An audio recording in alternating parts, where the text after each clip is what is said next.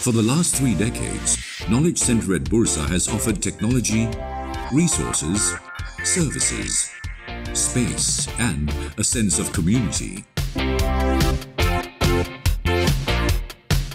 Since 1985, 14,000 titles have been collected, with care and attention to high financial literacy standards. In collaboration with a global community of institutions, we ensure access to the world's diverse intellectual and cultural economic heritage, as well as fast online services for connectivity to the financial world.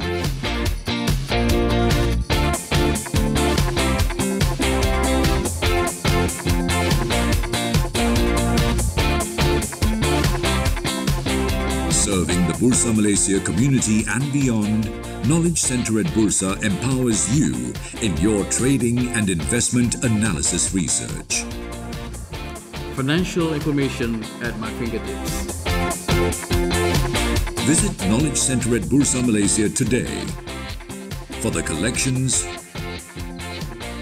for the services, for the sense of community.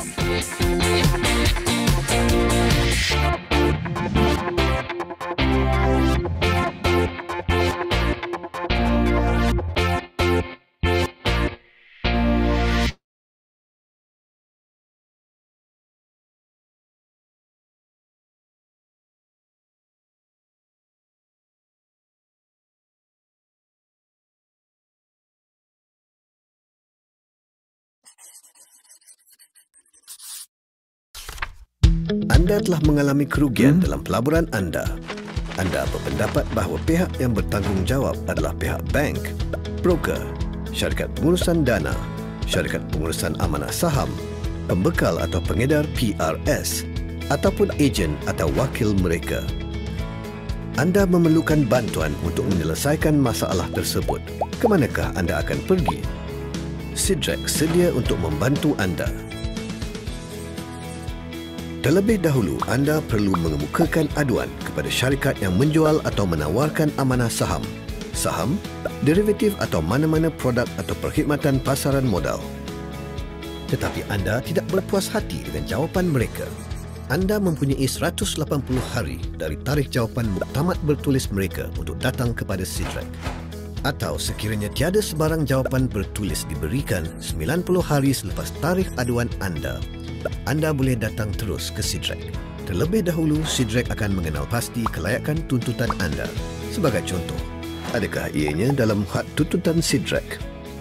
Adakah tuntutan tersebut terhadap ahli Sidrek? Dan sebagainya. Setelah mengesahkan kelayakan tuntutan anda, kami akan memulakan proses penyelesaian pertikaian. Segala maklumat dalam proses ini adalah sulit. Kami akan menjemput anda dan ahli Sidrek terlibat untuk duduk bersama dan memulakan perbincangan. Maklumat dan dokumen-dokumen akan diminta daripada kedua-dua pihak. Peguam tidak akan dibenarkan dalam proses ini untuk memastikan supaya perbincangan-perbincangan adalah bersifat tidak formal. Pengantara-pengantara kami adalah adil, saksama dan akan mendengar kedua-dua belah pihak dalam usaha untuk menyelesaikan pertikaian tersebut. Dua keberhasilan yang mungkin pada peringkat ini, sama ada anda dan ahli Sidrek mencapai satu penyelesaian, satu perjanjian akan ditandatangani dan proses pengentaraan berakhir, atau kedua-dua belah pihak gagal mencapai penyelesaian yang memuaskan, maka proses pengentaraan telah gagal dan Sidrek akan meneruskan dengan proses pengadilan.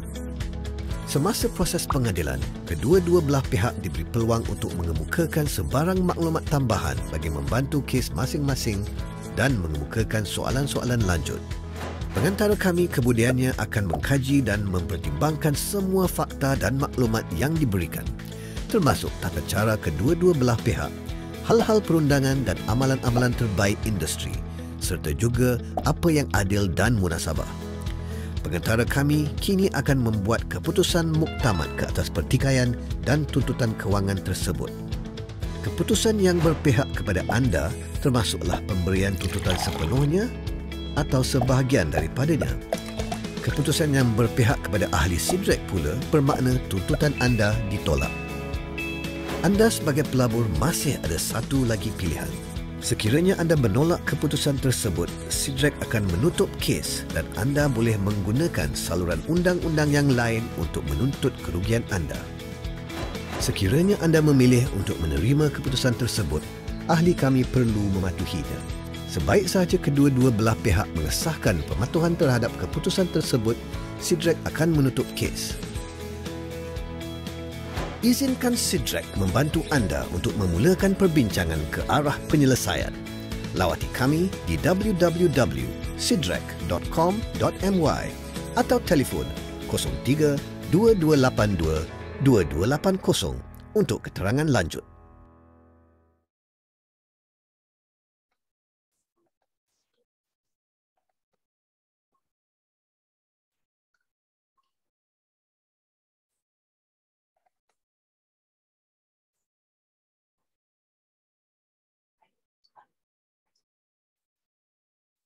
Hai, selamat sejahtera dan selamat datang ke webinar kita. Sekiranya anda boleh dengar suara Syaz dengan jelas, anda boleh type ya, so Syaz tahu yang anda boleh dengar. Okay, yes. Terima kasih semua. Terima kasih Connie, terima kasih Wan Izzat. Alright. Buat pengetahuan semua, webinar kita pada hari ini yang bertajuk 5 peringkat setiap pelabur akan lalui semasa membina portfolio saham 6 angka dari Sifar. Webinar kita pada hari ini dibawakan khas oleh Bursa Malaysia dan dikendalikan oleh Live Champs Jam Berhad. And kepada siapa yang tidak mengenali saya adalah Syaz, merupakan moderator anda untuk hari ini dan akan bersama-sama anda sepanjang webinar ini dijalankan. Sebelum Syaz mulakan webinar kita pada hari ini, izinkan Syaz untuk baca disclaimer terlebih dahulu. Segala maklumat dalam webinar ini adalah tujuan maklumat am dan pembelajaran semata-mata serta disediakan atas dasar seadanya tanpa sebarang representasi atau waranti dalam apa jua bentuk.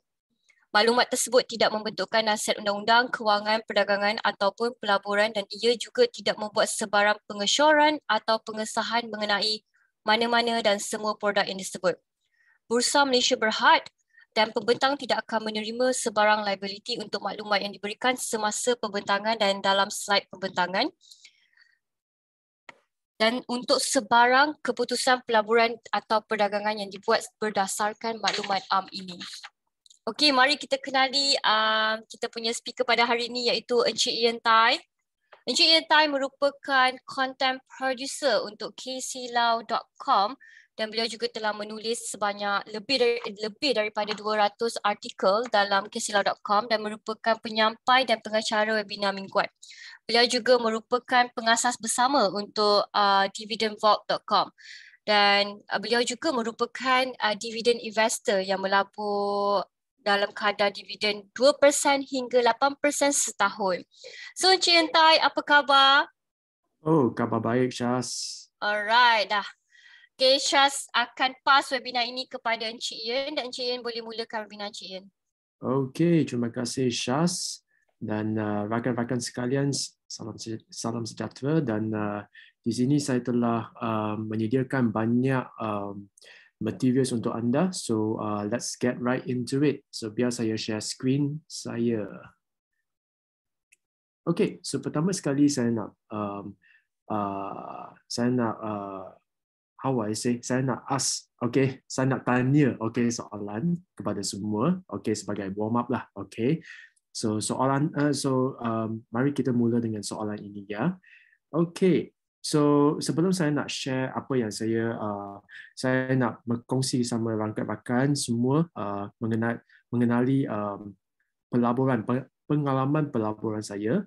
So just want to get to know you a bit better lah. Okay. So soalan pertama adalah seperti berikut.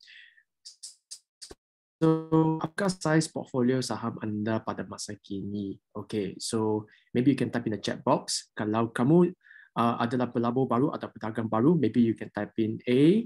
Okay, kalau kamu tak ada sebarang pelaburan dalam saham, maybe you can type in A. Kalau kamu mempunyai sebuah portfolio saham yang bernilai sebanyak RM25,000 sampai RM49,000. Maybe you can type in B. Kalau C adalah untuk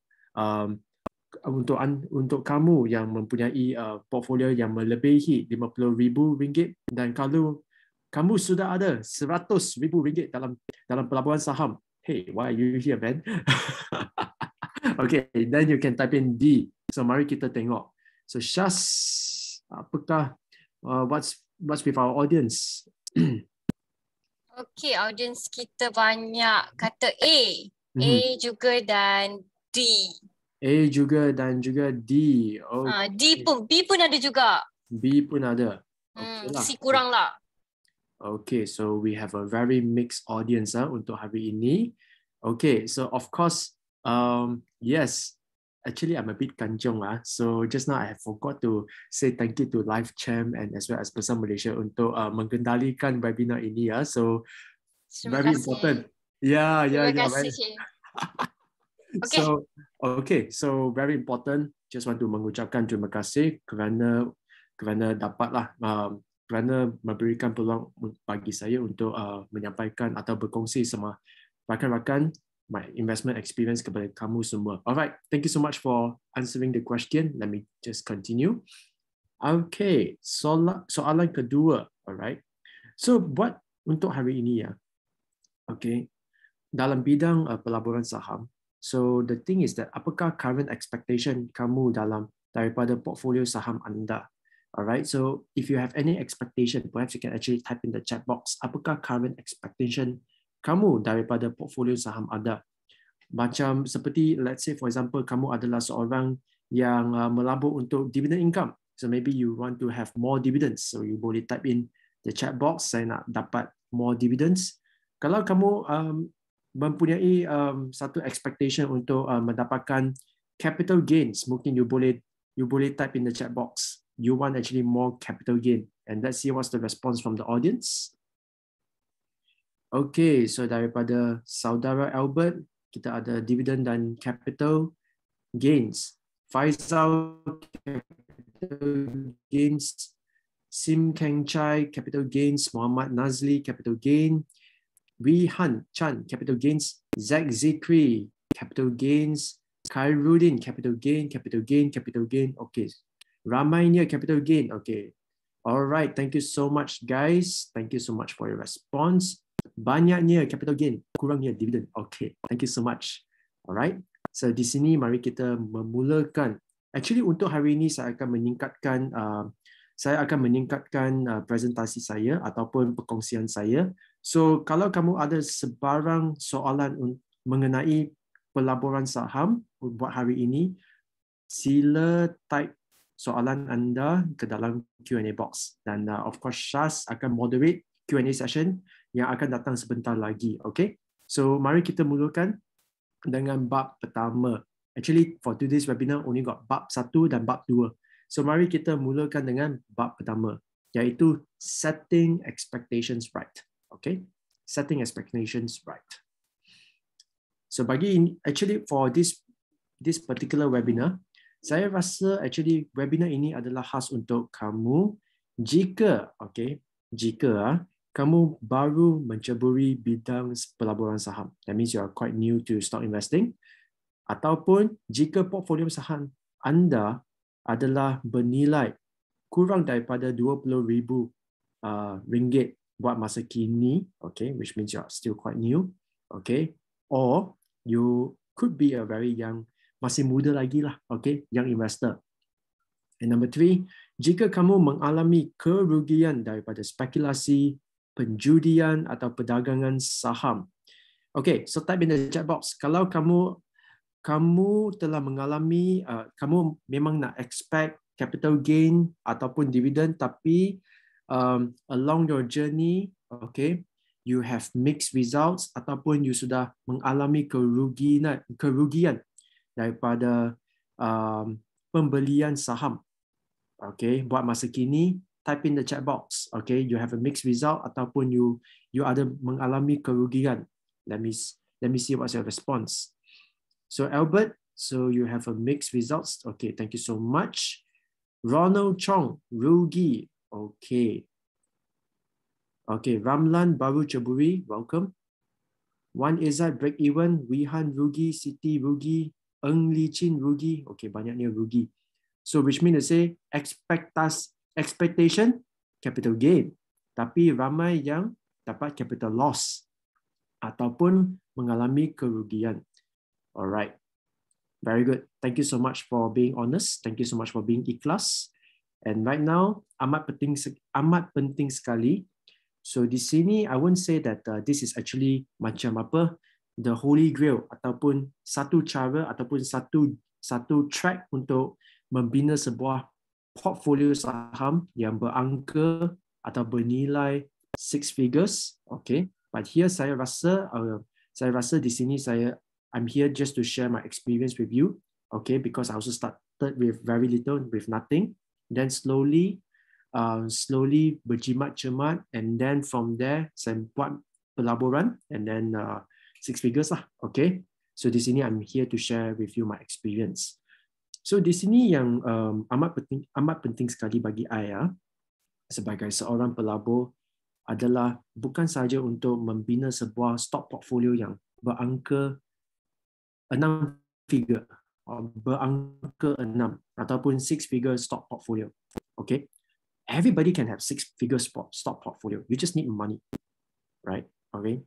Actually, you want to have a stock portfolio, just invest, just have money, buy more than $100,000 worth of stock. You sudah ada dapat 6-figure stock portfolio. Tapi yang lebih penting daripada angka tersebut adalah portfolio kamu, adakah dia beruntung?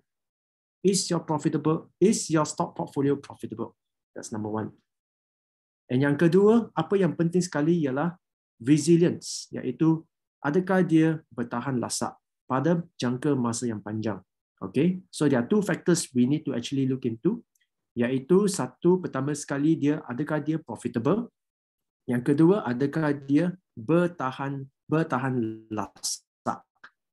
No point you have big portfolio tapi portfolio anda rugi dan dia tidak bertahan.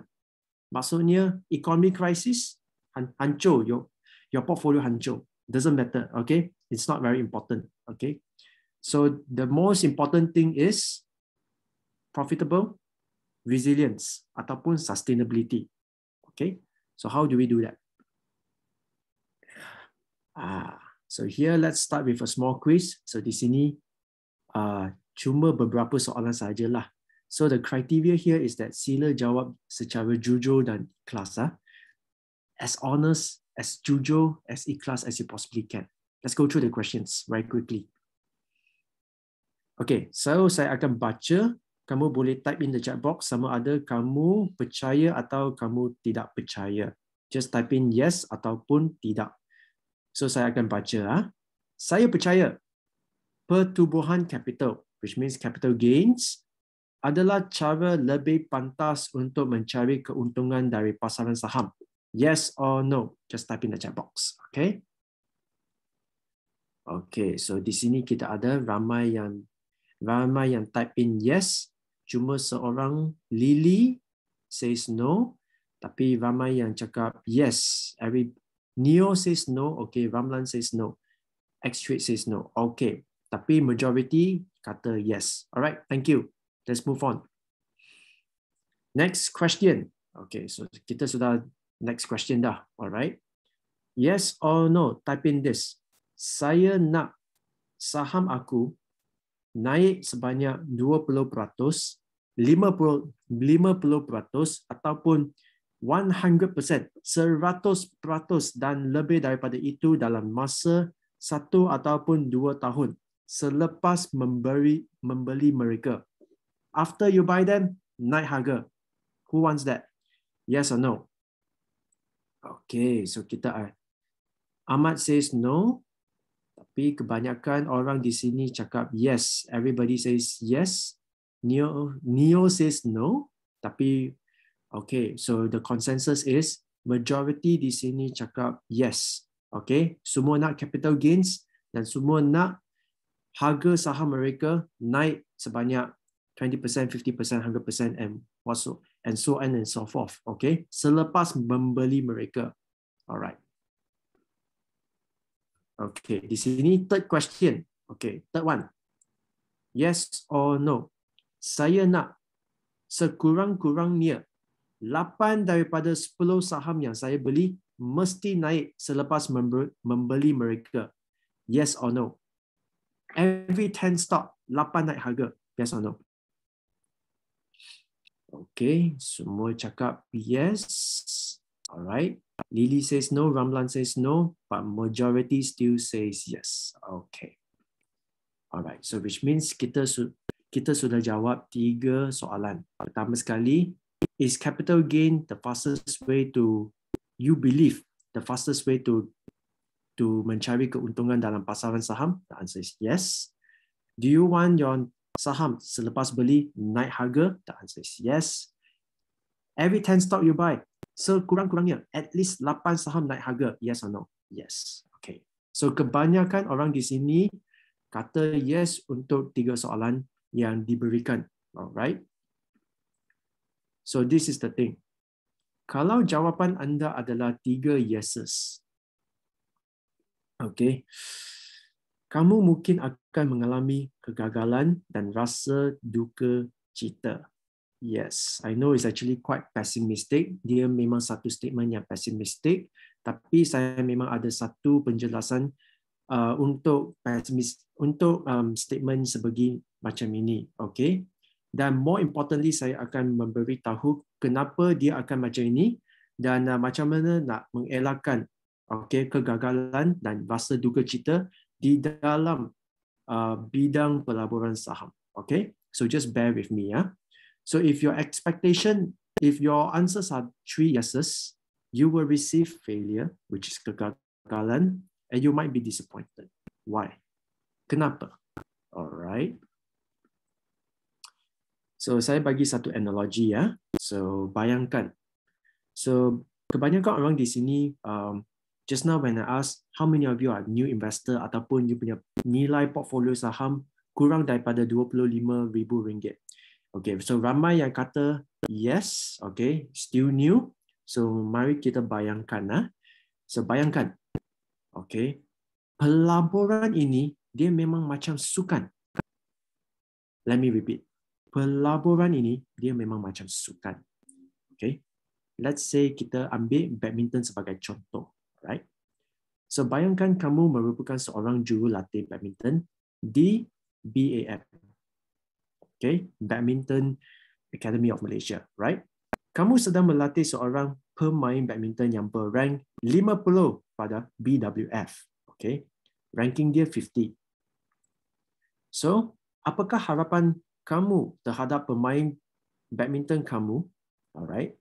So you are the coach, you are the satu player berrank 50 in the BWF. Apakah expectation kamu terhadap pemain kamu jika dia bertanding dengan pemain bertaraf dunia seperti Anthony Ginting dan Kento Momota ataupun Victor Axelsen? What do you think he should aim for? Maybe you can type in the chat box. Alright. Okay. Do you expect him to win, or do you expect him to? What do you expect him to do? What do you think? What do you think he should aim for when he play against top player? Okay. Muhammad Nazli says upset. Win. Khairuddin says kalah lah. Amli says experience. Betul. Chan says, Doc Chan says learn. Dino says get experience. Eng Li Chin says experience. Abdul Sukri says kalah. Okay, bagus. Alright, thank you so much for your response. Ramlan says berani cuba. Ahmad Johari says aim for rank 40. Okay, fantastic. Okay, so kebanyakan di sini, okay, saya rasa kita mesti jujur dan ikhlas terhadap diri sendiri. Kalau kita mempunyai seorang pemain, dia berrank 50 dan dia nak lawan dengan Victor Axelsen, most of the cases, okay, we don't get very upset kalau dia kalah kepada Ginting, Momota dan Axelsen, kan? Kita akan galakkan dia cuba, berani. Dan kita harap dia akan belajar daripada pengalaman. Okay, what you gain is experience. More important, you gain the lesson, you gain the experience. Kalah pada match itu tak apa, tapi mesti berani cuba. Because that's where you learn the most, right? So that is actually the whole idea, all right? So that is what he should aim for. Pengalaman dan pendidikan. Alright. So maka sama dengan pelaburan. Kalau kamu mula melabur, tumpuan anda bukan terletak pada returns. So many people first stock already sudah nak high returns, get returns, high returns. Alright, that's not the, so for me that is not exactly the most important focus. Alright, saya rasa lebih penting sekali fokus anda kalau kamu mula melabur adalah pada seperti berikut. Pertama sekali, pendidikan. Kedua, pengalaman. Ketiga, you can aim to build, okay, atau membina sebuah prototype portfolio pelaburan. Maksudnya kalau kamu ingin membina sebuah portfolio 6 angka, let's say 100,000, mungkin kamu boleh cuba dengan RM10,000 dulu. Try to manage a RM10,000 kind of portfolio. Try that, okay? Not so much, dia bukan untuk returns. Of course, returns is macam dia punya scorecard, very good. Kalau you dapat untung, okay. Kalau rugi, learn from it. Okay. The whole purpose, learning. Okay. Dan lebih penting sekali kita boleh aim, apa yang kita boleh fokus adalah untuk dapat kemenangan kecil. Okay. Maksudnya kalau let's say we talk about badminton, lawan dengan Victor Axelsen. Okay. At least lah. Okay. At least lah. Ask your player, kalau dalam permainan 21 game, right, 21 point game, right, at least lah, janganlah kalah 21-5 ataupun 21-6. Sekurang-kurangnya cubalah dapat 10 mata. That is also a small win, right? So at least kita realistic terhadap apa yang kamu expect.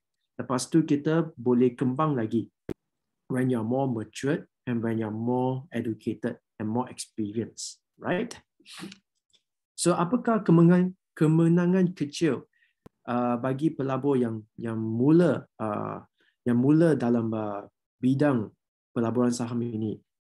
I can't say for all, tapi bagi saya, okay, personally, right, bagi saya kemenangan kecil ini adalah penjanaan dividen daripada 10 saham pertama yang dilaburkan. Alright. Let me just explain. Alright. So let's say for example saya baru, okay, pelabur baru. Saya tak boleh jamin, okay. Even after right now, saya pun tak boleh jamin. The next 10 stock, the first 10 stock, ataupun the next 10 stock yang saya akan beli, 10 saham, 10 naik harga. Tak mungkin. Okay. Tak mungkin. Saya tak boleh jamin. Tapi apa yang saya boleh buat secara logik adalah dalam 10 saham yang pertama yang saya beli dan buat masa kini, 10 saham yang saya akan beli pada masa hadapan, saya boleh dapat dividends daripada semua saham itu. 100% of the saham bagi dividends. Itu boleh ke tak? Boleh. Tapi naik harga boleh ke tak? Tak boleh jamin. Okay? You will try your best, but then the thing is, it may not work. Okay? Some will go up, some will come down. More importantly, everything got dividend, sudah ada kemenangan kecil. So that is actually for my case lah. Okay? You can use this untuk rujukan anda. So that is actually bab pertama. Sekarang, very important. Saya akan berkongsi sama rakan-rakan di sini 5 fasa untuk membina 6-figure stock portfolio mulai dari Sifar. Okay, so saya pun tahu di sini yang Ada rakan-rakan yang sudah ada 6-figure stock portfolio. Mungkin kamu boleh how would I say? Mungkin kamu boleh tengok fasa ini dan kita boleh reflect. Alright? Kita boleh reflect secara bersama. Okay? Adakah fasa ini right? Is this thing applicable to you? Adakah fasa ini adakah ini jalan yang dilalui oleh kamu diri sendiri? Okay? So this is the 5 phases ataupun inilahnya 5 fasa untuk pembinaan 6-figure stock portfolio daripada Sifar. Okay. Apa kebanyakan orang menantikan? So inilah dia. Alright, most people expect this. Mula dengan capital 10,000, nak jadikan dia sebanyak 100,000 dalam tempoh bulanan, either in months ataupun in 2 years. Everyone loves the top glove story. Alright, so that's why top glove like that lah. Alright, but the thing is that is not reality. I mean to say, not sustainable lah in the long run. Okay, so don't always go into the stock market with that kind of expectation lah. Okay, set your expectation right. Okay, jangan masuk dengan minda ataupun mindset seperti begitu. Okay, not very good. So inilah dia saya rasa langkah yang lebih sustainable ke arah pembinaan sebuah 6-figure stock portfolio. So kita ada 5 fasa. 5 fasa adalah seperti berikut. Fasa pertama adalah fasa mindset. Fasa kedua adalah fasa pendidikan ataupun learning. Fasa ketiga adalah prototype. Fasa keempat adalah optimization. Dan fasa kelima adalah expansion. So we have 5 phases. Mindset, learning, prototype, optimization, and expansion. So mari kita tengok each of these fasa one at a time. Yeah, starting with fasa pertama, mindset. Okay, so fasa pertama adalah mindset. So apa maksudnya? Okay, di sini saya rasa semua orang di sini kan kita mempunyai kepercayaan ataupun belief system kita diri sendiri terhadap bagaimanakah cara yang terbaik untuk mendapatkan keuntungan daripada pasaran saham. Okay, everyone have a belief system how to make money fast or how best to make money in the stock market. Okay, tapi di sini saya nak berkongsi sama rakan-rakan bahawa kalau bolehlah, okay, bagi saya rasa saya tak ada start dengan kepercayaan sebegitulah. Alright, I don't have that kind of belief. Bagi saya mindset saya right adalah saya rasa pasaran saham ini macam kasino. Okay, bagi saya lah. Alright, cerita saya lah. Kalau saya mula dengan mindset yang takut. Okay, saya takut kerana saya tengok keluarga saya, bukan immediate family, tapi macam saudari saya, extended family saya ini, mungkin mereka berdagang ataupun mereka buat spekulasi dalam pasaran saham dan mereka rugi. Maka kerugian tersebut, selepas saya dengar mereka rugi, saya pun percaya pasaran saham ini memang satu tempat yang amat berisiko. Okay, saya rasa pelaburan saham ini berisiko tinggi. Okay, that is what I believe last time. So apa yang saya perlu buat? So bagi saya perlu change my mindset. Tapi macam mana nak change saya punya mindset? Bagaimana saya nak tukar pandangan saya terhadap pasaran saham? Maka saya di sini saya telah saya tidak bermula dengan membeli sebuah saham. Saya bermula daripada belajar. Saya beli buku yang ditulis berkenaan dengan pelaburan saham. Dan saya sendiri saya pun belajar banyak daripada pelabur-pelabur yang berjaya seperti Warren Buffett. Banyak buku yang tulis terhadap dia, terhadap beliau, Warren Buffett ini, seorang legend dalam bidang pelaburan saham. Dan di sini right, dalam fasa ini kan, bagi saya akan challenge, okay? Saya akan challenge mindset saya, apa yang saya fikir terhadap pasaran saham dengan apa yang Warren Buffett fikir terhadap pasaran saham ini. What I think and what he thinks will be very different. Berlainan, alright? Kerana dia berjaya, saya bukan. Saya seorang yang baru, green and fresh, right? So dalam fasa ini, saya kena belajar apakah sikap, apakah mindset, apakah filosofi yang orang-orang berjaya seperti ini, macam mana mereka fikir, apakah sudut pandangan mereka terhadap pelaburan saham. Saya kena belajar dan saya kena reflect kepada diri sendiri. Lepas tu saya rasa kalau mereka punya pandangan adalah lebih bagus daripada saya kena adopt. Okay, so that is actually fasa pertama, alright. And I will also recommend kepada rakan-rakan sekalian. Mungkin di sini kamu ada satu mindset terhadap pasaran saham, but saya akan recommend rakan-rakan di sini untuk belajar daripada pelabur yang berjaya. Actually the best one is Warren Buffett lah. So maka di sini kalau boleh belajar apakah filosofi dia terhadap pelaburan, dan kalau kamu fikir, sudut pandangan dia adalah lebih bagus daripada kau, why don't you just adopt his mindset untuk portfolio kamu diri sendiri. Okay, so that's the first one. Alright, so di sini saya rasa kebanyakan bagi kamu di sini, mungkin kamu rasa macam saya pun rasa stock investing ini memang judi.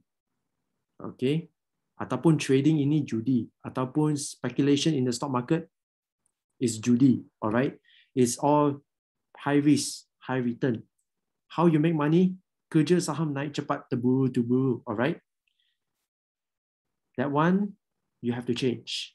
Alright, kalau you nak berjaya, you have to actually look at how people do things. Alright, the mindset is mereka tidak speculate, tidak trade, tidak gamble. Mereka cuma yang successful saya belajar adalah mereka membeli perniagaan yang bagus dan mereka cuba membeli mereka, which means perniagaan yang bagus pada nilai valuation yang rendah. That is the mindset. Okay, so di sini adalah fasa pertama, iaitu mindset. Okay, next. Okay, so selepas kita selesaikan mindset, alright, fasa kedua adalah fasa learning. Okay, so learn what? Alright, belajar apa? So di sini, apakah investment skills yang diperlukan untuk mencari good businesses dan menilai mereka? Okay, di fasa kedua ini, saya rasa ada dua skill yang penting, yang mustahak. Setiap pelabur mesti belajar. Jika kamu nak berjaya dalam bidang pelaburan saham, if you want to be successful, you must possess these two skills. Yang pertama sekali, the skill set untuk identify, okay, untuk identify perniagaan yang bagus dan asingkan perniagaan yang bagus daripada perniagaan yang tak bagus. Okay, contohnya di besar Malaysia, buat saya tahu, saya rasa kita ada hampir 1,000 syarikat tersenarai pada besar Malaysia. I believe it's about 900 plus. Bukan semua syarikat yang tersenarai adalah perniagaan yang bagus. Ada yang bagus, ada yang tak bagus. Okay, ada yang untung, ada yang rugi. Maka kita mesti tahu macam mana nak identify yang mana yang bagus dan asingkan mereka yang tak bagus. Alright? So bagaimana kita nak buat macam itu? So bagi saya, untuk mengasingkan yang bagus daripada yang tak bagus, saya perlu belajar membaca laporan kewangan. Okay? Laporan kewangan. Kenapa?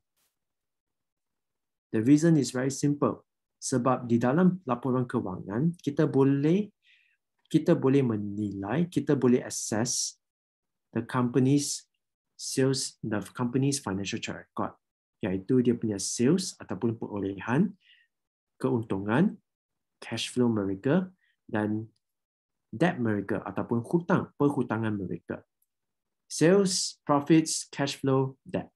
Okay? Very important. Kalau kamu erti 4 ini, very good. You can actually identify yang bagus and separate them from your tak bagus. Okay? Good business. Lepas tu, that is actually first skill. First skill adalah identify good businesses from bad businesses. The second skill yang kedua yang kamu mesti, yang adalah saya rasa mustahak untuk belajar, adalah valuation skill.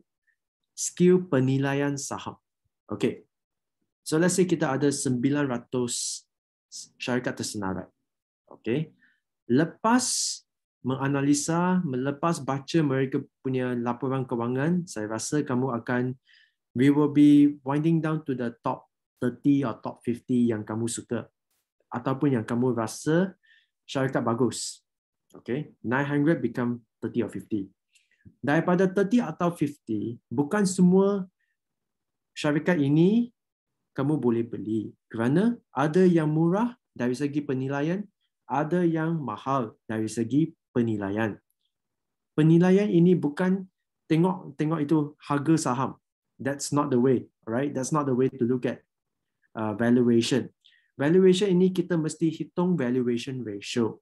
Maksudnya kita mesti belajar bagaimana cara pengiraan dan lebih penting sekali cara penggunaan valuation ratio. Dan valuation ratio ini adalah seperti berikut. PE ratio, PB ratio dan dividend yield. Have to learn this three. Okay? Kalau kamu sebagai seorang pelabur saham tak tahu hitung PE ratio, tak tahu hitung dan guna PE ratio, PB ratio dan dividend yield, tak payahlah cakap pelaburan. Kamu cuma beli dan cuba nasib sajalah. Okay, that is actually the key thing here. Alright, you must know these two skills: financial literacy, financial reports. You know how to read them. Valuation ratio. 2 skills, right? Now kita sudah habis fasa kedua. Alright. So lepas fasa pertama adalah mindset, fasa kedua adalah learning. Lepas tu, lepas mindset yang after you have good mindset, lepas kamu ada sikap ataupun attitude ataupun minda yang bagus, kita sudah ada skill, maka fasa ketiga ini adalah prototype. So apa ini prototype? Okay, prototype ini as it mentioned, okay, we won't build the whole portfolio first. Kita akan bina secara kecil-kecilan dulu. Okay, maksudnya saya tahu, okay, kebanyakan orang di sini memang ada, let's say for example, kamu ada satu dream atau satu cita-cita nak membina, nak buka satu cafe, alright, ataupun restaurant. Tapi why not just try with satu gerai saja first, okay? So prototype ini memang seperti begitu. You have a dream to open a restaurant, tapi kita mula dengan satu gerai kecil. Start with that first, okay? So prototype is like your gerai kecil, okay? So di sini bagaimana kita buat satu prototype kecil adalah seperti berikut. Pertama sekali, kita boleh buat satu watch list. Nah, watch list ini kamu boleh include sebanyak 20 ataupun 30 syarikat tersenarai yang kamu rasa mereka adalah perniagaan yang bagus. Alright, 20 to 30 perniagaan saham. Alright, perniagaan yang bagus. Lepas tu, kita boleh hitung mereka punya valuation ratio ataupun ratio ataupun kadar penilaian. The PE ratio, PB ratio, dividend yields. Okay, you do that. Okay, dan di sini, okay, kita aim for two things. Number one, dapat kemenangan kecil. Okay, you can actually mencontohi saya lah. Alright, the first 10 stock semua ada dividend. Small win already. Finish. Beautiful. Okay. Tak payahlah harap 10 stock semua naik harga. Nanti duka cita. Nanti, 10 stock only 5 stock go up, 5 stock come down. Sudah disappointed. Sudah tak shock lah. Okay. Kerana expectation macam ini, expectation nak naik harga tapi at the end of the day, in reality, ada yang mengalami kerugian. Okay, so be mindful of your expectation, right? Dan di sini saya rasa kita boleh, kalau kamu hari ini ada modal yang besar seperti 6-figure net worth ataupun 7-figure net worth, tapi kamu mula, you got the money tapi you tak ada experience, tak ada education dalam stock investing, why not start with a small little portfolio first? Okay, jangan ganggu sangat. Jangan bantai je. Okay, bina besar-besar. Besar is not the factor. Profitability and sustainability are the two things that will make your portfolio stand. So, maka, even though you have a lot of money, duit banyak, tapi bina satu portfolio, tapi bina satu gerai kecil, like 20,000, 25,000. Focus on learning and experience first. That is prototype. Okay. Now, kenapa kita mesti buat satu prototype portfolio? Okay. Actually, dia ada peranan dia diri sendiri. Okay. So, the prototype portfolio, kenapa kita bina dia is because of this. The objective of building a prototype portfolio adalah untuk mengkaji dan menguji apa yang kamu sudah belajar. Alright? You got the mindset phase, you got your skill set phase. This one is more like putting what you learn into the test. Alright? Buat kajian dan ujian. Alright? So di sini is more like examination, test water. Okay? And more importantly, dalam pasaran saham, okay, walaupun sebagai seorang pelabur, we have to use logic, we have to read the annual reports, everything semua, everything is a business decision. Tapi for most of the time, apa yang kamu mengalami adalah emosi. Alright? When stocks go up, emosi tinggi. When stocks come down, emosi rendah, sudah turun, sudah muka masam, itu semua benda. Okay? So you got ups and downs. So the thing is that apa yang kamu mesti pelajari adalah when you build a prototype portfolio, you akan belajar bagaimana nak mengendalikan emosi kamu sebagai seorang pelabur. Alright? You have to learn about emotional handling. Very important. Okay, because if you do not know this, okay, when you have a bigger portfolio, and you don't have emotion handling, kamu akan mengalami masalah yang besar. Alright? Sebab kalau kamu impian anda adalah untuk membina ataupun menguruskan sebuah portfolio 6 angka, what if market crash? Kamu akan panik. Alright? Because no emotional handling.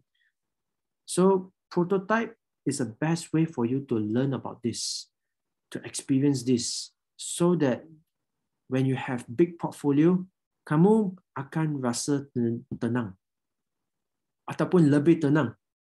Alright, kalau ada economic crisis. Alright, so that's why we build prototype portfolio. And next, kita akan move on kepada fasa yang keempat, iaitu optimization. Okay, so apakah fasa ini? Alright, so let's say for example, kamu telah mengalami fasa yang ketiga. Alright, selepas phase 3, alright, after you have buy your first 10 stocks or first 20 stocks, kamu akan mengalami capital gains dan losses. Very normal. Alright, very, very normal. Ini kebiasaan. Alright, you akan ada saham yang naik harga dan saham yang turun harga. Okay, mungkin kamu ada saham yang bagus. Tapi in the midst of this, kamu pun juga akan buat kesilapan. So optimization ini, fasa ini adalah untuk mengenali diri sendiri. Know yourself. Apakah yang telah berjaya untuk anda dan apakah yang tak jadi untuk kamu diri sendiri. Alright. So di sini, okay, you will learn what works for you and what didn't work out very well for you. Okay. So dalam fasa ini, optimization ini, kamu mesti belajar bagaimana nak cut loss ataupun bagaimana nak own up to your mistake. Okay. Alright. This one not easy to learn, but something that you have to learn. Bagaimana nak jujur dan ikhlas bagi diri sendiri. Kalau kamu buat kesilapan, kita boleh cut loss. Lepas tu kita ambil capital. Okay, dapatkan apa-apa capital lah. Okay, mungkin you sudah loss, tak apa, dapatkan balik capital itu daripada apa yang sudah rugi dan kamu mesti alihkan capital itu kepada what is working for you.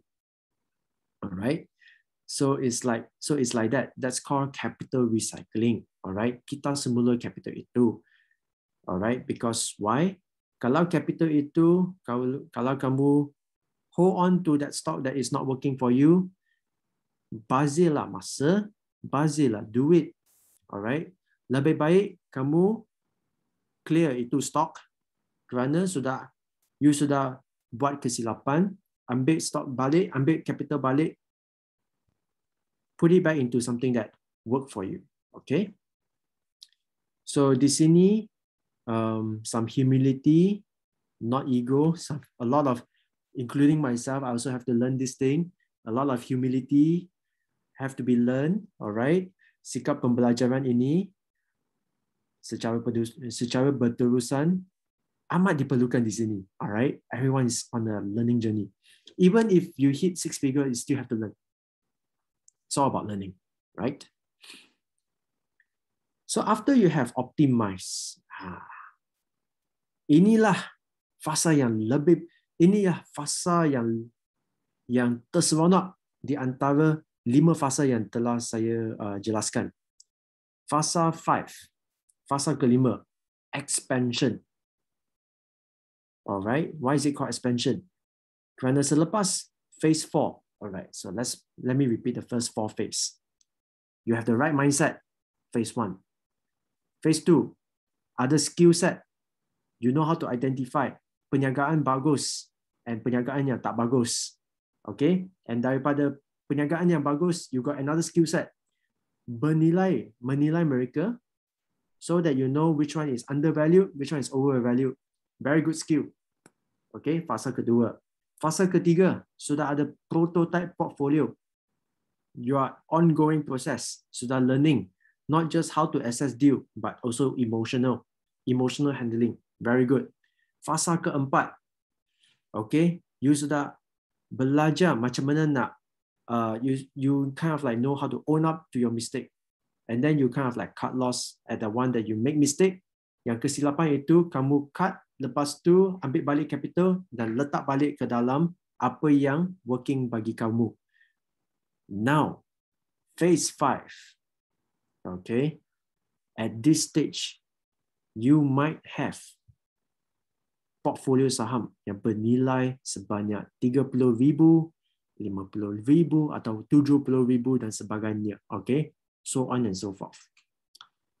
At this stage, at your mind, you akan ada sebuah pelan pelaburan, investment plan yang lebih terperinci.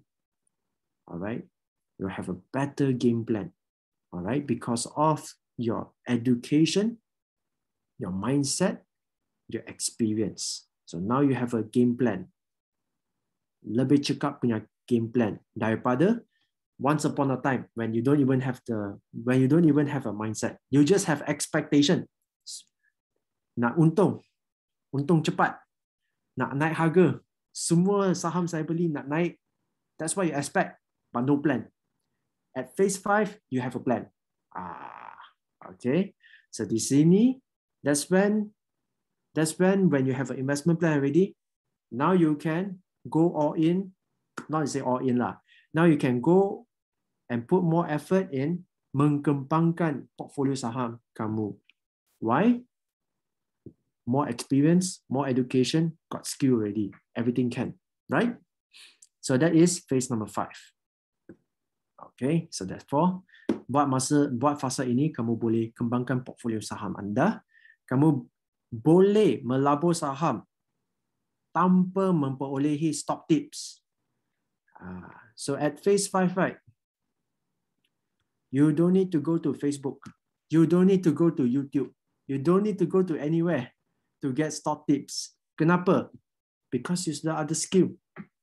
You ada skill, experience, education, mindset, got plan. What for you need stock tips? No need stock tips already. All right. You don't need all this kind of stuff already. All right. At this stage, I believe lah, saya percaya kepada kamu boleh dapat keuntungan yang lebih tinggi pada risiko yang lebih rendah. Okay. So bagi pelabur, setiap pelabur, fasa kelima ini merupakan fasa yang lebih untung. That's where the money is. Fasa keuntungan besar. Alright, this is the phase where you make the most money. Not because of the stock market, not because the pasaran saham ini bagus atau tak bagus. Bukan macam itu. Alright, fasa ini fasa keuntungan yang besar bagi setiap pelabur kerana pelabur itu bagus. It's the investor that is good, not the market. Alright, so hopefully everyone can achieve that lah. Alright, so more importantly, it's not the stock market. The more important thing is the stock investor. Pelabur itu bagus, apa pun bagus.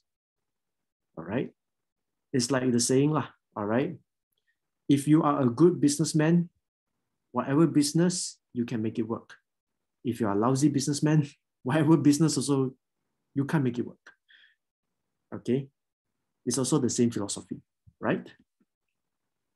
Now, di sini, kalau kamu seorang pelabur yang baru, kamu mesti melalui fasa pertama, kedua, ketiga, keempat, dan kelima secara step by step. Alright. Dia tak ada shortcut. Alright, tak ada shortcut untuk keuntungan ini. Kenapa? Kerana yang untung bukan terhadap what stock you buy. Yang more important than stock profits adalah pelabur. Alright, the investor. Sama ada kamu ada sikap yang bagus, kamu ada pelan pelaburan yang bagus, pengalaman, pendidikan, skill set. If you have all these things, congratulations. Tanya kepada kamu, because you are ready to take your portfolio and fly. Alright, so di sini I will give you some takeaways. Okay, walaupun dia dituliskan dalam bahasa English, saya akan translate kepada bahasa Malaysia. Alright, some takeaways. Successful investors think and do differently from most investors. So maka di sini saya nak show dan recommend rakan-rakan sekalian banyak belajarlah, banyak baca dan banyak belajar daripada pelabur yang lebih berjaya daripada kita. Okay, walaupun I mean to say, even those people who are successful, right, yang sudah berjaya, mereka masih nak belajar daripada orang yang lebih berjaya, orang yang lebih berjaya ataupun mempunyai kejayaan yang lebih daripada mereka. Alright? So I would say that this kind of thing, right, there's no ending to learning lah. So let's start learning. Mari kita sama-sama belajar. Okay, that's the first one. Number 2, if you are new, don't focus so much on returns or results. Okay, kalau kamu seorang pelabur yang baru, lebih baik tumpukan kepada pendidikan dan pengalaman and not so much on your capital gains. Alright, forget about that first. Focus on yourself. Grow, mean to say, developing yourself as an investor. Lebih penting, right?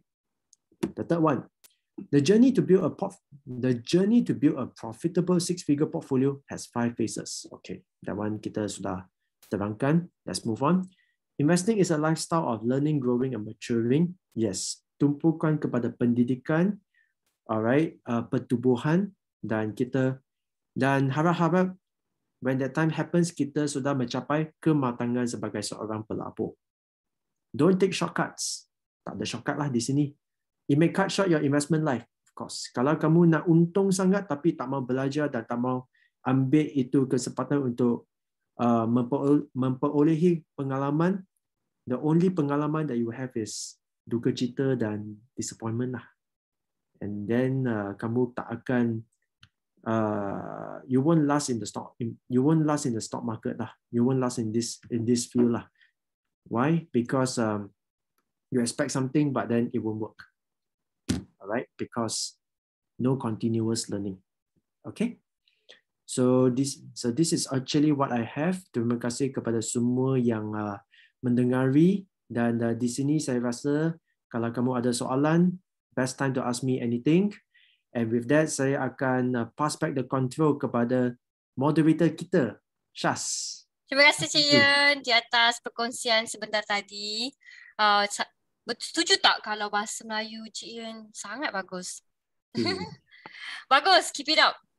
Alright, okay, thank you. Share screen. Okay, so saya klik stop share ya. Yeah, I'm sharing now. Sudah. Okay. Kita akan masuk dalam sesi Q&A sebentar lagi. So kepada sesiapa yang mempunyai soalan kepada Encik Yen, anda boleh type soalan anda di Q&A box. So Syaz akan baca sebentar lagi. Okay, kita ada soalan pertama daripada Tuan Abdul Razak. So apakah ciri-ciri perniagaan yang bagus? Good quarter report ke, good annual report ke, ataupun PE tinggi ke, ataupun EPS tinggi? Yang mana satu ciri-ciri yang bagus untuk perniagaan? Okay, so bagi saya kan, dalam assessment saya, sama ada perniagaan itu bagus atau tidak. Okay, I will break it into 3 parts. Okay, ada 3 parts. Okay, very simple. Past, present, future. Okay, past, present, future. Yang past itu past 10 years. Okay, 10 tahun lalu. Okay, past 10 years. Yang present 12 months. Okay, 12 bulan terkini. Future. Okay, apa yang mereka akan buat pada masa yang hadapan. Okay, so let's start with the past 10 years. 10 years means 10 years annual report. Okay, laporan kewangan tahunan sebanyak 10 tahun. So di sini saya nak tahu apakah growth story mereka, apa yang mereka telah buat pada 10 tahun yang lalu.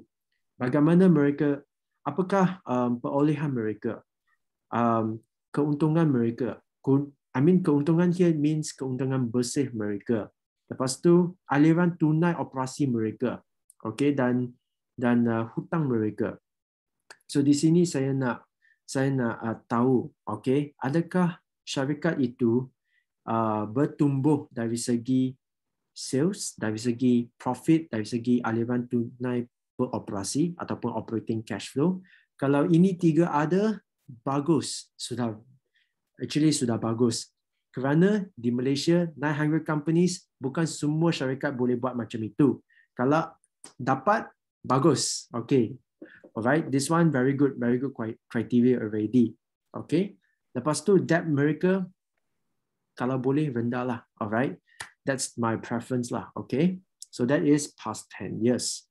Present 12 months maksudnya sama ada mereka, let's say mereka ada past 10 years punya track record bagus, maka buat masa kini adakah mereka boleh kekalkan prestasi mereka dari segi keuntungan dan dari segi balance sheet mereka.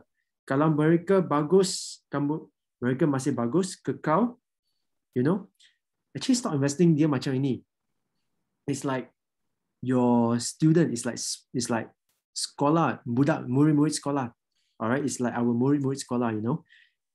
If let's say for the past so many years, itu murid dia memang tiap-tiap kali dapat A, okay? Every year, ujian dapat A, examination dapat A, semua A. Okay? That's the past 10 years, semua A. Alright? The next exam, we akan anticipate dia akan continue to get A lah, alright? Because the chances are there. It's like your murid-murid sekolah. What we don't want is the murid-murid sekolah that, wow, right? Wow, you know, sometimes B, sometimes C, sometimes D, sometimes E, sometimes fail. Lepas tu, wow, once in a while dia dapat A. Whew, gila lah. Alright, so we don't want that kind of thing. All right, that's not consistent already. We want something which is more consistent. So, yang past itu past track record, yang present itu sama ada mereka boleh kekal. Lepas tu yang future, apa inisiatif hari ini yang mereka buat untuk kekalkan pertumbuhan perniagaan mereka ke masa hadapan. Okay, so that is your growth plan, growth strategy. So how do you analyze company? Past, present, future. Past 10 years track record, present 12 months, future plan, or growth initiative today to grow the company into the near future. That's how I do it lah. Thank you. Alright, terima kasih Cik Ian di atas tips kita panggil. Saya punya SOP lah. SOP Oh, boleh diguna Standard pakai lah, Alright. Okay, soalan seterusnya daripada Megat Muazzam. Adakah kita perlu cut loss ketika market yang lemah seperti sekarang? Sebagai contohlah, beli saham syarikat yang memberikan dividen 5% dan merekodkan profit konsisten. Tapi sentimen market lemah menyebabkan nilai portfolio jatuh sehingga 10%. Apa pendapat Encik Ian? Oh, saya rasa actually did it happen? Actually got one time it happened lah, but bukan pasaran inilah. Dia memang ada lah, tapi it won't go for long lah. Okay. Alright. So kalau kita dapat satu perniagaan yang bagus, okay, perniagaan bagus, dividen bagus, semua bagus, tapi market sentiment tak bagus lah. Alright. Okay, here's how I see things lah. There are many angles to explain this lah, but I'll explain it in one way. Okay. Alright. So dalam pasaran yang bagus, siapa akan beli saham? Bukan sahaja pelabur. Kita ada pedagang, kita ada speculator, kita ada penjudi, ataupun kita yang cuba nasib lah. Banyak yang cuba nasib lah. Semua datang. Kalau pasaran bagus, semua orang datang. Alright. Kalau semua orang datang, harga itu atau nilai saham itu akan naik lah. Okay. Tapi harga yang naik itu dia bukan apa? Dia bukan how I say, the cost of it is not because the business profit has gone up. Alright. The cost of it is because banyak orang datang nak beli. Okay. So that is when as investors sebagai pelabur kita tak buat apa-apa lah. Kita just chill lah, relax sajalah, jangan buat apa-apa lah. Okay. Dalam pasaran yang tak bagus, semua orang, pelabur, pedagang, gamblers, semua orang akan keluar daripada pasaran. Maka pasaran pun turunlah. Kalau turun, cuma tinggal pelabur, okeylah. So kita boleh dapat nilai yang lebih rendah. Okay, daripada situ kita pilih perniagaan yang terbagus di antara yang bagus dan dapatkan mereka pada harga yang rendah. So yang itu adalah kita nak practice, kita nak master this kind of art form lah, ataupun seni pelaburan yang seperti berikut. But in order to do this, one more thing is that mesti ada cash. Alright, so maka sometimes kita pun keep some cash lah, just in case these things happen. Yep, Syaz. Okay, soalan seterusnya. Bagaimana kita nak bertahan semasa market tengah bearish bila harga saham asyik turun? Berapa lama kita boleh bertahan? Dalam pendapat Encik Ian. Oh, sebenarnya kita tak menghirau sangat bear market berapa lama sampai kita boleh bertahan. Sebab kita bukan seorang yang berdagang. Kalau kamu berdagang, memang kamu akan tanyalah. Tapi bagi kita, kerana kita pun tidak beli saham dengan share margin financing, kita tak berhutang dalam apabila kita beli saham, kita beli dengan tunai. So maka kita beli, lepas tu kita akan letak saham itu dalam portfolio kita dan let it roll lah. Alright, because apa yang kita beli adalah perniagaan yang stabil, perniagaan yang bagus, beruntung dan dia akan bertumbuh. Maksudnya kalau kita beli saham, kita mesti ada jangka. Okay, jangka masa yang panjang. Maka apa yang in between, kita memang ada saham harga naik, harga turun. Kalau turun, belilah. Beli banyak lagi lah. Kerana, okay, because it depends on the plan. Okay. Alright, I give you two plan. Satu plan adalah seperti berikut. You buy one company at, let's say, RM5, and then you try to hit it RM10, and then out. Beli RM5, jual RM10, lepas tu, belah. Bye-bye. The end. End of story. That one is perdagangan. Alright? For most cases, perdagangan. Second plan is that good stock at the end of your 10 years investment career, hopefully you akan berkumpul sebanyak 10,000 unit saham itu. 10,000 unit So when you do that, you tak akan hirau apa harganya. Make sure when you buy that 10,000 unit itu, make sure dia harga yang rendah. Alright, so it's like, okay, some people buy Maybank, alright, buy Maybank RM8.5, harap-harap Maybank akan jadi RM9 atau RM10. But what's the point if you only buy 1,000 unit? Alright, it's not gonna make your life any different. But the next plan is actually we don't care about the price. As long as Maybank is a good business, perniagaan yang bagus, semua masih menyimpan duit ke dalam Maybank, semua masih pinjam duit daripada Maybank, and this and that, whatnot. At the end of your investment career, you got 50,000 units of Maybank. Wah, okay lah, yang itu kamu, okay lah, boleh lah bersama. You think about it, 50,000 unit Maybank, okay. Every 6 months dapat dividen. Okay lah, syok lah. Boleh cuti-cuti Malaysia lah. It depends on your... So these are two different plans lah. I'm the second type lah. Not so much of the first type. Yeah. Okay, terima kasih Cik Ian. Okay, soalan seterusnya. Apakah... Tadi Cik Ian ada mention pasal operating cash flow. So apa beza operating cash flow dengan cash flow? Okay, normal cash flow. Yeah. Bagus soalan ini. Okay, so cash flow statement ini ataupun statement, okay, dalam bahasa Malaysia saya pun tak tahu lah. Okay lah, let's just say cash flow statement lah. Okay, cash flow statement ini dia ada 3 part. Part pertama adalah operating cash flow. Part kedua adalah cash flow from investment activity. Dan part ketiga adalah cash flow from financing activity. Okay, dia ada 3 part. So part pertama yang operating cash flow itu, dia adalah aliran tunai ya, daripada semua item yang berkenaan dengan business operation.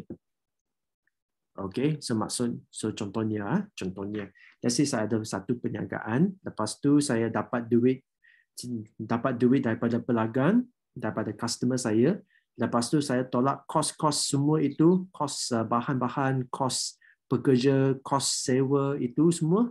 At the end of the day, kita ada operating cash flow. Okay, so cash flow ini berkenaan dengan perniagaan. Yang part kedua itu cash flow from investment activity. Ini maksudnya, let's say for example, perniagaan saya ini perlu beli satu mesin. Iaitu part that one is actually under cash flow from investment activity. Okay, kalau saya nak buat capex, saya nak beli mesin, ataupun saya beli satu tanah untuk bina satu kilang yang baru, that one is investment activity. The last one, financing activity. The cash flow from financing activity adalah kalau saya pinjam duit daripada bank, that's financing activity lah. Kalau saya bayar dividends kepada diri sendiri ataupun semua pemegang saham saya, iaitu financing activity. Okay, so if you add these 3, finally, then we have the net cash flow. Okay, so that is the difference. Okay, so that is the difference between aliran tunai operasi dengan aliran tunai biasa.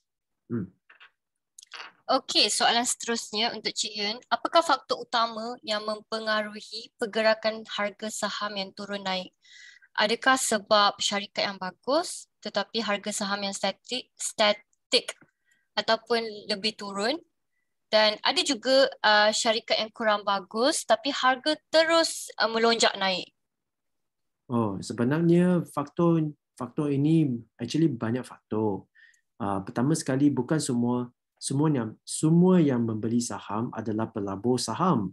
Alright, kita ada banyak jenis haiwan di pasaran saham, banyaknya haiwan.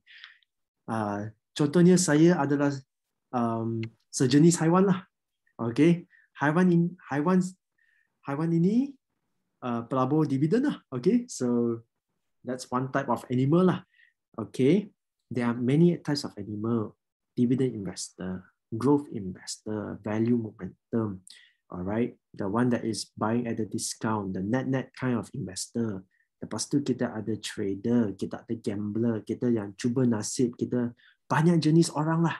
Banyak jenis orang dengan cara yang lain, dengan prinsip yang lain, fikiran yang lain, sudut pandangan yang lain, semua lain. Semua tapi ada satu objektif, dapat duit daripada pasaran saham. So macam mana? So kalau buat macam ini, okay, dia akan mempengaruhi pergerakan harga saham tu menaik. Dalam masa jangka yang pendek, it's like anything can happen because we cannot predict emotion, right? So anything can happen in the stock market. Tapi bagi harga saham, bagi yang jangka masa yang panjang, at the end of the day, perniagaan yang bagus, yang masih bertumbuh, alright, profit naik, semua naik, okay, customer naik, sales naik, profit naik, cash flow naik, everything naik, the valuation of the company will go up. Okay, so maka di sini tak perlulah kita hiraukan apa faktor yang mempengaruhi pergerakan harga saham secara pendek. No point. Unless you're a trader lah, but I'm not a trader, so don't care lah, alright? As long as the business that you buy into is good enough already. But make sure you buy at a low valuation. Okay? So di sini add on bonus sikit. Sebab ada syarikat yang bagus tapi harga saham static. Okay. Don't know, maybe because people don't want to talk about it. That's the best, Perniagaan baik, harga saham static. Nobody talk about it. Yang itu, nobody talk about it. Saya tak gemari sangat Saya tak gemari sangat saham yang semua orang cakap. Macam pasal, let's say 2 years ago, Top Glove. Everybody is talking about it. That one no good because everyone talk about it. Forget it lah. Okay, forget about it lah, because if your auntie and uncle, your friends who never really invest start talking about it, something very wrong. But if there's a syarikat bagus, and they are, harga saham static, very good. Buy and keep your mouth shut.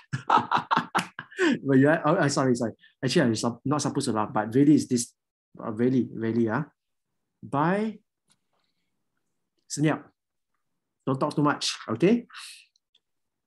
All right, that's the key thing. Dan ada syarikat yang kurang bagus, tapi harga terus naik. It won't be for long lah. All right, maybe some news or some rumors or some things. A lot of people when they buy stock mereka dipengaruhi oleh satu benda. Mereka tak tengok secara keseluruhan. Ada satu berita atau satu rumor atau satu tips atau satu orang beritahu apa yang berkenaan dengan saham itu, mereka terus beli. Ada orang macam itu. So don't need to bother about all this kind of stuff. Just focus on the fundamentals. You will do okay.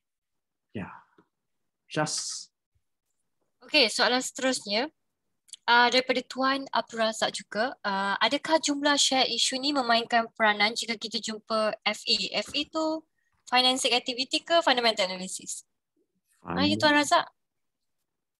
Yang bagus untuk dalam sesuatu saham. Jumlah share issued. Share issued, ya. Tak berapa lah. Saya rasa yang lebih penting adalah sales, profit. But profit must also look at cash flow, operating cash flow. Actually, these three things: cash, profits, operating cash flow, debt level, important. Mustahak.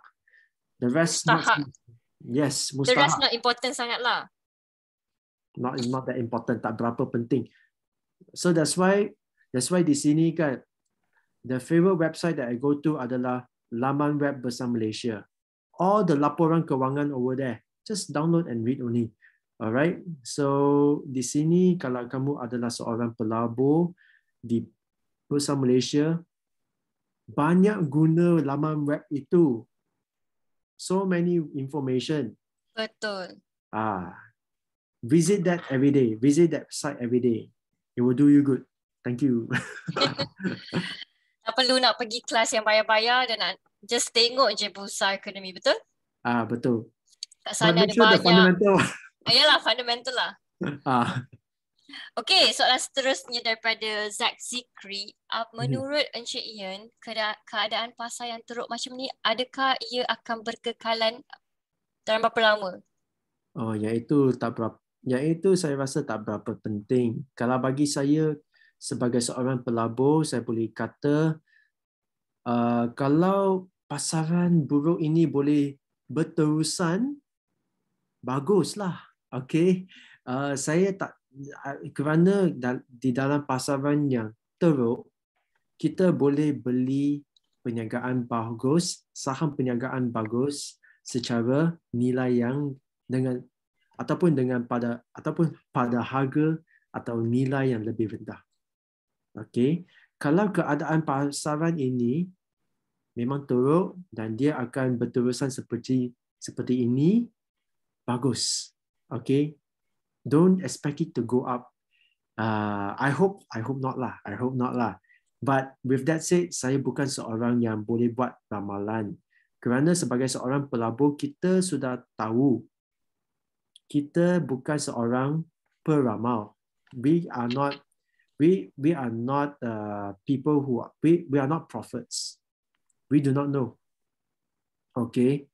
Pelabur ini, mereka cuma mementingkan fundamental business itu. Because apa yang kita beli, saham itu adalah perniagaan. Okay? That's why bagi kita cuma fokus kepada perniagaan. Alright? Bukan harga saham. Harga saham ini ataupun pasaran ini, siapa yang mementingkan mereka? Pedagang, spekulator, yang cuba nasib, ataupun newbie, semua itu mereka akan mementingkan itu, okay? Tapi bukan pelabur. Kalau bagi pelabur, kita cuma fokus kepada business. So, untuk menjawab soalan kamu, Azad, keadaan pasaran yang teruk macam ini akan berkekalan berapa lama, kita tahu. Tak tahu lah, memang tak tahu. Tapi bagi saya, kalau boleh, okay lah, betul, just carry on lah, alright? Because for us, it's a good chance to actually accumulate more lah, at the lowest price. Because you see our plan, we are not people who try to go in at $1 and sell at $2. We want to accumulate. We think that you just want to speculate 1,000 Maybank shares, that one nothing lah. It doesn't add much value. I hope saya berharap bagi semua yang masih mendengar, selepas kita mendengar webinar ini, 10 tahun kemudian ataupun 20 tahun kemudian, ada orang di sini sudah berjaya mengumpul sebanyak 10,000, 20,000, 50,000 unit saham-saham yang bagus di pasaran, di Bursa Malaysia. Yang itu lebih penting kerana dia akan membayar ataupun dia akan menjadi sebuah dana yang kukuh, dan dana ini boleh, okay, ataupun dana ini membolehkan kita bersara secara selesa. Yep. Kita soalan terakhir boleh ke Cik Ian, sebab kita dah berada di penghujung masa? Boleh. Okey. Salah satu perniagaan yang bagus seperti server dynamic, tetapi tiba-tiba harga jatuh dari RM3 ke 30 sen. Apakah pendapat Tuan dalam aspek integriti untuk pelaburan saham? Oh, pertama sekali, adakah ini sebuah perniagaan yang bagus? Saya tak tahulah. Okey, saya tak boleh, saya rasa tak boleh further comment. Saya tak boleh jawab di sini. Tapi sebagai because this is Serba Dynamic, it's an oil and gas construction company. So, apakah ciri-ciri anda? Apakah ciri-ciri ramalan diri sendiri terhadap satu perniagaan yang bagus? That one we have to look at sales and profits, which I think I will still look at cash flow lah. Check the cash flow lah. That's all I can say lah. Alright, but I never do much study on this. Okay, so that is actually the first one lor. Okay, the first one, Serba Dynamic. So that is actually the first one. The second one is kerana perniagaan ini, macam mana nak cakap, laporan kewangan ini agak penting. Okay, because it has to be audited. Dia mesti diauditkan. Dan dia ada isu-isu berkenaan dengan audit semua itu benda. So, that's the thing lah. Okay, so that's the thing why it dropped from so much to so low lah. Okay, so that is the thing. But as a pelabur, saya rasa actually if you are a value investor, very unlikely you will focus on Serba Dynamic lah. In fact, I know there is a news on Serba Dynamic, but from the value investor point of view, kita pun tak akan menghiraukan apa yang sudah terjadi lah. Maybe we will read the edge lah, but then the thing, we just read, apa yang sudah terjadi, tapi we don't really care lah. It's not part of our watch list also lah. Okay, so there are things that Okay, here's the thing. Pelabur akan fokus kepada perniagaan yang bagus, tapi pedagang akan fokus kepada saham yang lain. Ataupun speculator ataupun yang lain, yang haiwan-haiwan lain kan. Mereka akan fokus kepada benda yang lain. So what you focus on is very important. That one is very mustahab. But I like what you say. Aspect integrity dalam pelaburan saham, because that one has to do with accounting, auditing, semua into. So I hope that, of course, bersama Malaysia, I would say it's still okay lah. The integrity is still there lah. Corporate governance is still there lah. Of course, can be improved lah. But every country also can be improved on what. So I mean to say that's the thing lah. But when it comes to serba dynamic, got no further comment lah. Sorry about that. Okey, terima kasih Cik Yuan di atas kesudian untuk menjawab soalan-soalan daripada partisipan kita pada hari ini.